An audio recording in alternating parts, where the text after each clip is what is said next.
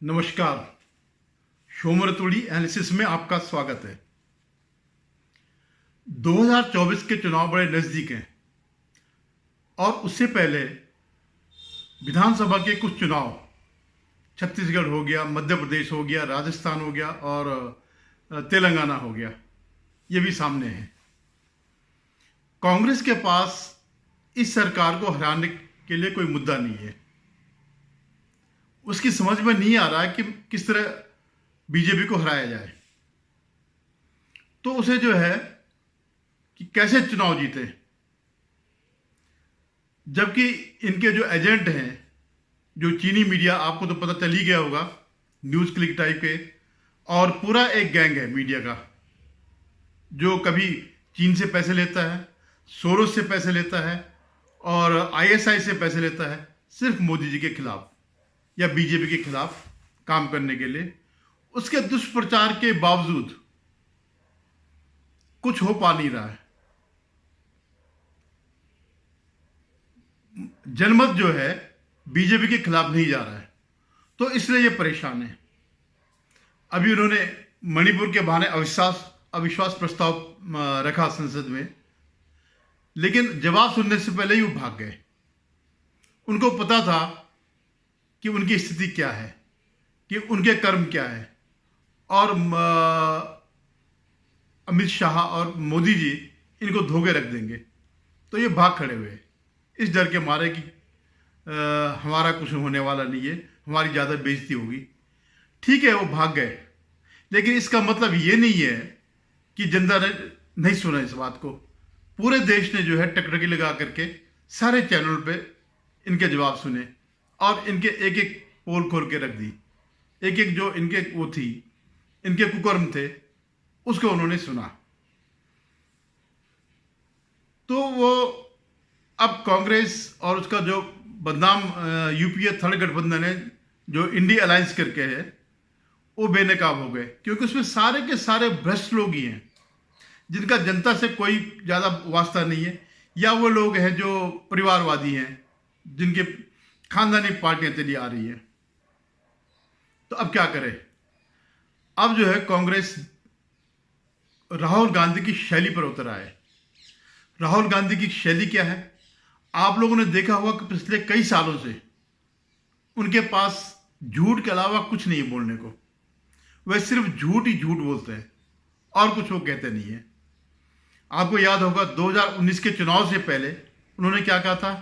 चौकीदार ही चोर है, अंबानी और अडानी और चार कोई उद्योगपति ये सरकार चलाते हैं, या सूट वूट की सरकार, या इस ढंग से बेसिर पैर के बगैर किसी तथ्य के वो ये बोलते रहे।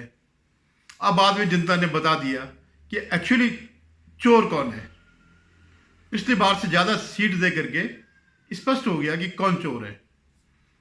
तो ये फिर भी उनका जो है यही मंत्र रह गया। वो ये नहीं कह सकते कि इस सरकार में जो अर्थव्यवस्था है इतने आगे बढ़ गई, 5वें नंबर पर आ गई, और जिस तेजी से बढ़ रही है, आज दुनिया की सबसे तेज अर्थव्यवस्था अगर कोई है तो भारत की है। इस तथ्य को डिनाई नहीं किया जा सकता।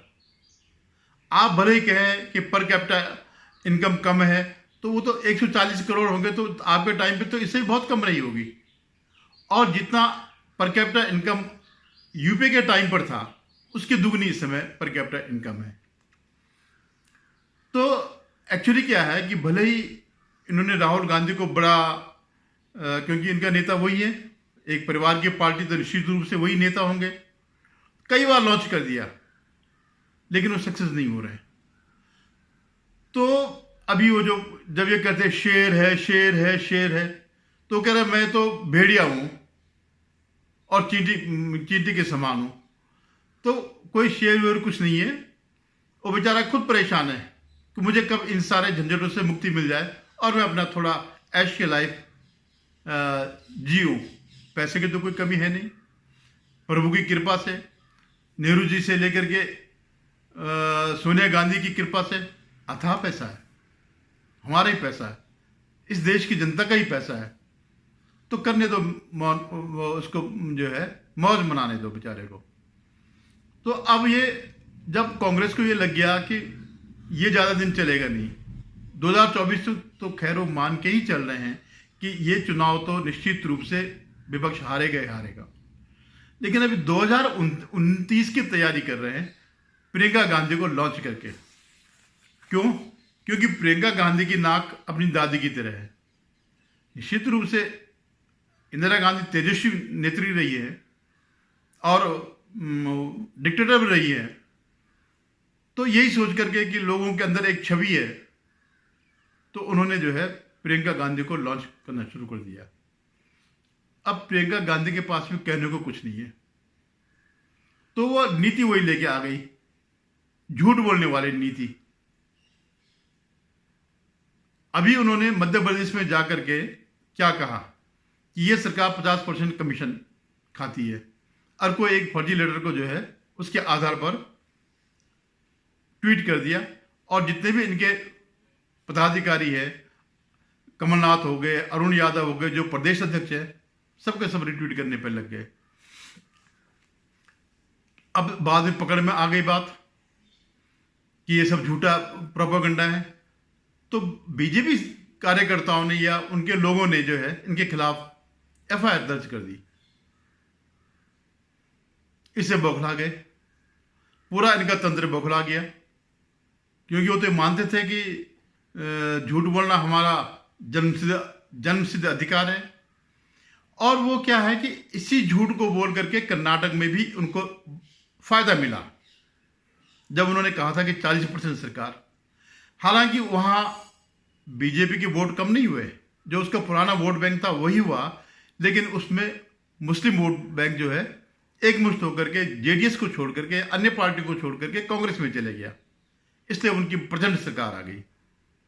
लेकिन जो फ्लोटिंग बोर्ड था, जिसको कि बीजेपी ला सकती थी अपने पाले में, वो इस बहकावे में आ गया, और कुछ उन्होंने और भी चीज़ें करी, वो जो सब करती हैं, फ्री का ही देना, वो दे देना, हालांकि किसी को नहीं मिला, सबके सब वो कर रहे हैं। और उस चक्कर में कि जो इन्होंने फ्री की घोषणा करी थी, उस चक्कर में 1 साल के लिए विकास बंद कर दिया कि हमारा पैसा नहीं है, हमारे पास सिर्फ जो है जो हमने वायदे किए उसके लिए ही पैसा है, यानी जो भी होगा, जो उन्होंने वायदे किए वो 1 साल के लिए, उसके आगे नहीं।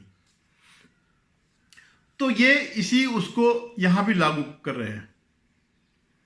अब वहां पर क्या है, कर्नाटक में जो बोमई साहब हैं, वास्तव में बोमई हैं, वो बड़े सीधे से लगते हैं, वो इस चीज को पहचान नहीं पाए। अगर वो भी तभी सख्त कदम ले लेते, ऐसे ही एफआईआर दर्ज कर लेते, ऐसे ही इनके खिलाफ जांच बिठाते, तो बात वहीं की वहीं पे खत्म हो जाती। आज इतने महीने हो गए कांग्रेस की सरकार को आए हुए, और कोई जांच नहीं हुई, कोई पकड़ा नहीं गया। आखिर जांच करते तो पकड़ा जाता। उल्टे वहां लोगों ने कहना शुरू कर दिया कि ये कांग्रेस सरकार जो है 50% कमीशन ले रही है।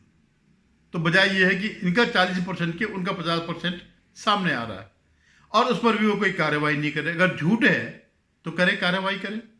पहले तो पुरानी सरकार पर करे, जिन्होंने 40% कमीशन लिया, और अब जो इन पे चार्जेस लग रहे हैं, और कांग्रेस कमीशन ले, ये तो एक सर्वसिद्ध वो है, तथ्य है कि कांग्रेस बगैर उसके जी नहीं सकती।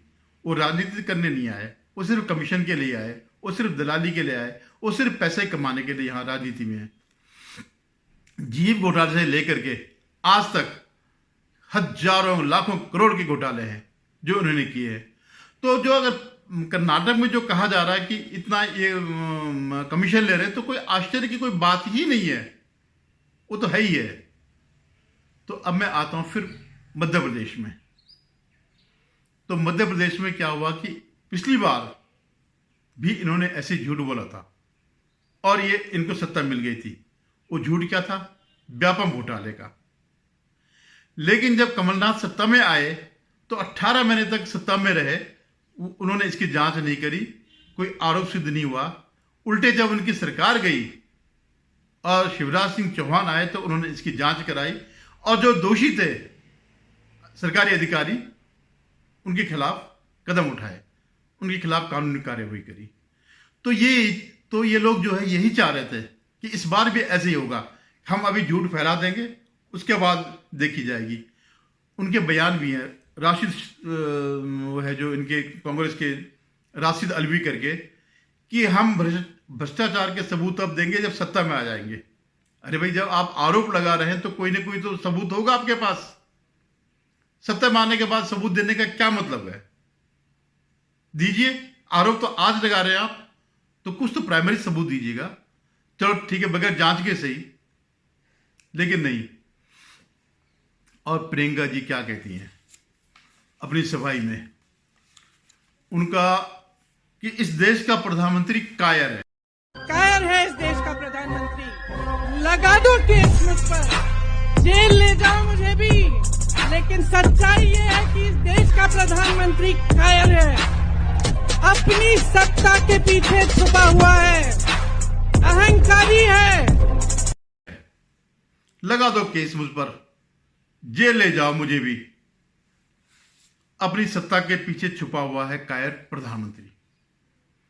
अगर आपने देखा होगा पिछले 2-3 सालों से, जब से प्रियंका गांधी सक्रिय हुई हैं, तो उनका यही डायलॉग है।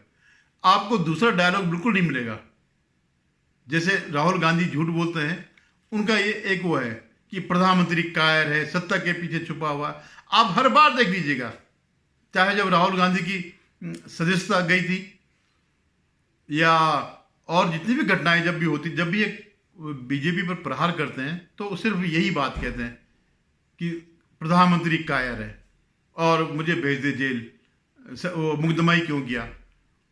तो भाई, जेल तो ऐसे भी नहीं जाएंगे ना, जांच होगी तभी तो वो होगा। आपने सच बोला तो आप प्रूफ दो, बता दो कि भाई ये हमारा वो है, अब भेज के दिखाओ। तो मतलब आप ये चाहती हैं कि आपके खिलाफ, आप कुछ भी करें, आपके खिलाफ कार्रवाई न हो, क्योंकि आप एक बड़े राजनीतिक परिवार से, जिसने इस देश पर काफी समय तक शासन किया, वहां से आती है, इसलिए आप कानून से ऊपर हैं। अपने वक्त इन्होंने कईयों को जेल भेजा, ये तो जेल भी नहीं भेज रहे, ये तो उन्होंने एफआईआर दर्ज करी इनके खिलाफ, जांच होगी जो होगा। अब मैं आपको आरजेडी के एक वो है मनोज झा क्या करें इस घटना पर, मुकदमा क्यों किया गया, जेल में डाल दीजिए, लोकतंत्र में खतरनाक खेल चल रहा है, ये मनोज झा कह रहे हैं। कौन मनोज झा? जिनके सबसे बड़े नेता लालू यादव जेल काट चुके हैं, घोटालों में, चारा घोटाले में, ट्रेजरी घोटाले, पता नहीं कितने किस्म के। अब जो है नौकरी के बदले प्लॉट, जमीन घोटाला, ऐसे जो इनका परिवार पूरा लिप्त रहा। लेकिन उनके पहले तो उनके खिलाफ एफआईआर ही हुई होगी ना, या सीधा जेल भेज दिया? एफआईआर हुई होगी, एफआईआर हुई तब जांच हुई, जांच के बाद जब सबूत मिले तो कोर्ट ने इनको जेल में भेजा। 5-6 साल की सजा काट के आ चुके हैं। अब अपना मेडिकल ग्राउंड पर बाहर है कि साहब मेरा किडनी का ये है वो है, फिर यहाँ कह रहे मैं तो तंदुरुस्त हूँ। जब तक बेल नहीं मिली तब तक बिल्कुल यूं मरियल जैसे दिख रहे थे। अब बेल मिल गई और शायद सजा भी उन्होंने कह दिया ठीक है, इन्होंने आधी सजा काट ली है तो पूरा हो जाएगा। हालांकि अभी और भी मामले इनके खिलाफ है, उसमें भी सजाएं होनी है, पर फिलहाल वो शेर बने घूम रहे हैं। तो ऐसे तो ये इनकी समर्थक पार्टियां हैं, क्योंकि समर्थक ही सारे भ्रष्ट हैं। इसलिए भ्रष्टाचार पर या जो जेल जाने वाली बात है, इस पर इनका एक ही बयान होगा। अब मैं आपको बताता हूं कि जो पूरा मीडिया है वो सब इस बात को, जो इनका मीडिया है जो चीन से फंडेड है, वो सब यही कह रहा है कि साहब ये आपने जो है ये राजनीति नहीं है, ये वो है, बदले की भावना है। भाई एफआईआर तो किया है, चीनी जो दलाल हैं, जो चीन से पैसा लेकर के जो वो करते हैं यहाँ पर प्रो कांग्रेसी है। और इनका क्या रिश्ता है इस मीडिया का, वो जो दलाल मीडिया है, और इसका क्या रिश्ता है? कांग्रेस का एमओयू है चीन से, और ये पैसे लेते हैं डायरेक्ट चीन से। पैसा वो भी लेते हैं, लेकिन एमओयू के थ्रू लिया, और ये जो है इधर उधर घुमा फिरा करके इस फंड से उस फंड और इस उससे उस करके जो है कई मीडिया संस्थानों से होते हुए आजकल वो बौखलाए हुए भी है कि हमारे खिलाफ जो है। अभी मैं अजीत अंजुम का एक वो देख रहा था, कर लो हम सबको गिरफ्तार, उसने उन सब के नाम दिए जो जो इनके साथ के लोग हैं। रवीश कुमार हो गया, अजीत अंजुम हो गया, अभिशाप तो क्या सीधे सीधे उसके खिलाफ सबूत ही मिले, 42 लाख इसने लिए हैं। ऐसे ही और भी दीपक शर्मा हो गया, और वो जो प्रकाशित है, न्यूज़ लॉन्ड्री है, ये सारे के सारे, ये साक्षी जोशी है, ये जो सब के सब चीन पे पल रहे हैं, ये बौखलाए हुए और ये इनको जो है डिफेंड कर रहे हैं। और ये वही हुआ है, ये कांग्रेस का वही तंत्र है जो एंटी हिंदू है। जब भी कोई हिंदुओं पर अत्याचार हो तो ये डाइवर्ट कर देते हैं। हिंदुओं के खिलाफ कोई भी किसी ने हिंसा करी हो, या अभी जैसे कर्नाटक में जो हिजाब के लिए लड़ने के लिए सुप्रीम कोर्ट तक जो गई हैं लड़कियां, वही लड़कियां माने उसी मजहब की लड़कियां हिंदू लड़कियों की बाथरूम की वो फिल्म बना रहे थे। कभी आपने इनमें से किसी का नाम सुना, किसी ने बोला हो कि हाँ ये गलत हुआ? या अभी नूह की जो हिंसा हुई, ये किसी तरह उसको डाइवर्ट करके मोनू मनेसर पर जो है डालना चाह रहे हैं। तो ये सब जो है इनके अंदर बौखलाहट आ गई है कि 2024 हम जीतने वाले नहीं हैं। किसी भी तरह कुछ भी करो, पूरा जोर लगा दो, जितने भी गलत हो सकता है करो, लेकिन मोदी को हटा। धन्यवाद। अगर आपको मेरा वीडियो पसंद आए तो इसे लाइक करिएगा, शेयर कीजिएगा और सब्सक्राइब करिएगा।